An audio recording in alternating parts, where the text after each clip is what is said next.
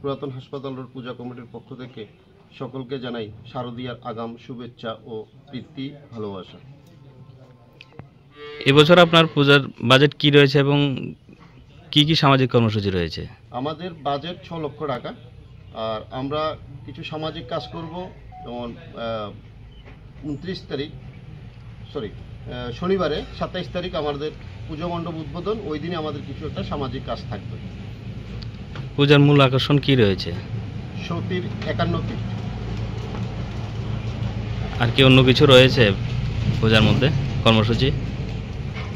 51 পীঠের মানে পৃথিবীর বিভিন্ন প্রান্তে ছড়িয়ে ছিটিয়ে থাকা যে 51 মায়ের যে 51 রূপ, সেই রূপ আমরা এখানে ফুটিয়ে তুলতে যাচ্ছি। আর সামাজিক কর্মসূচি?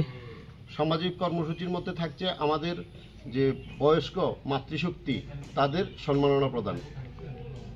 পূজার বাজেট কেমন রয়েছে? 6 লক্ষ টাকা। সবাইকে কি বার্তা দেবেন?